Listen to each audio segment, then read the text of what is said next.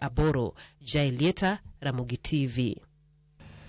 Apisi ma seneta ma Migori kotenore kod riwruoge ma ok mag piny owacho ochako chenro ma jiwo pith ma yien mageto jopur maromo gana 10 e kauntino. E bwo chenro ni japur ka japur ibiro chulo omenda maromo Sh10 kuom yien ka yien mokuo e dwe ka dwe nyaka chieng' tong' yiendego. George Juma nigi ler mathoth.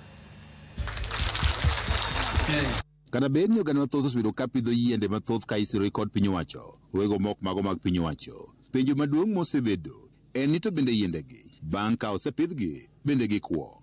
Ywak osebedo ni thoth yiende ma ipidho ok osebed ka irito makare kendo thothgi koro tho. E okang' mane jopur opidho yiende mathoth kendo yiendegi oriti mokuo.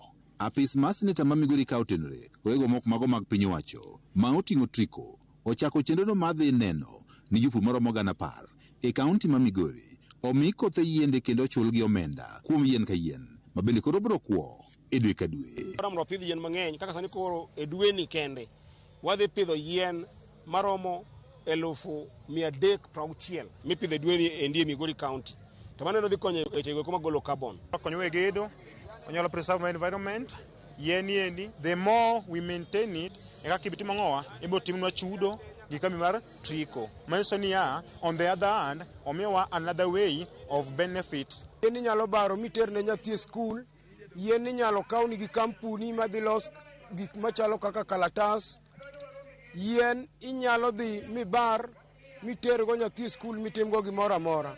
Omiyo wamor gi Edi Muok Ratego kuom project mochako. Seneta ma Migori Edi Okech mane wuoyo e kinde ma chiwo kothe mag yiende ne jopur 650 e sub-county ma Suna West ne wach ni ka opogore kod jiwo pith mar yiende madhi konyo ber alwora kendo kedo kod lokruok mar kor lwasi. Jopur dhi yudo omenda moro matin e dwe ka dwe kuom pidho yien kendo ritogi. Maendi ok en pidho yien kende, en program mar make sure ni yien nyalo nyak.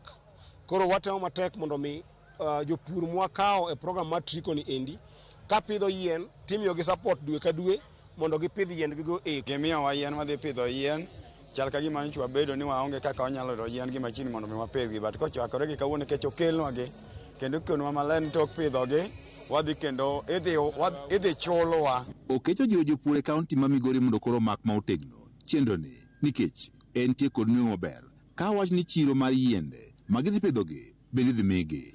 A desirable amount to be taken by any farmer is 365 trees, but we're making exceptions that some farmers can take even less, 50 to 100.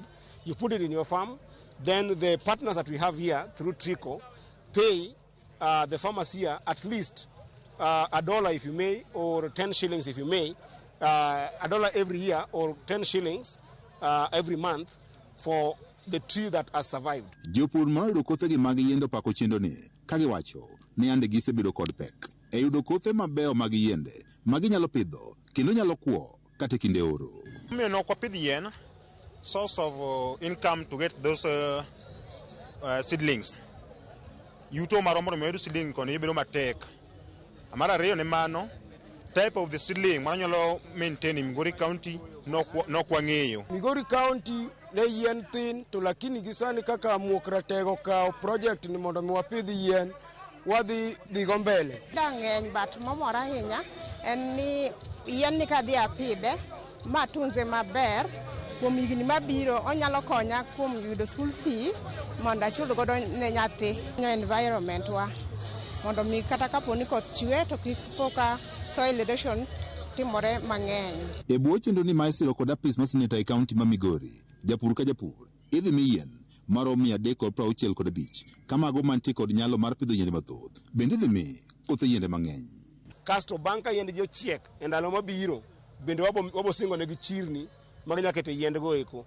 To moloyo ni kambi mwakelo ni endi en kambi no endo ma kata koponi ng'ado yiendi e ndalo mabiro pod gibomiyi kodhi manono mipidho, sama gipidho no endo pod gichuri dwe ka dwe, kosechuri dwe ka dwe kochiek pod gichak ging'iewnigo to giteronigo e chiro. George Juma, Ramogi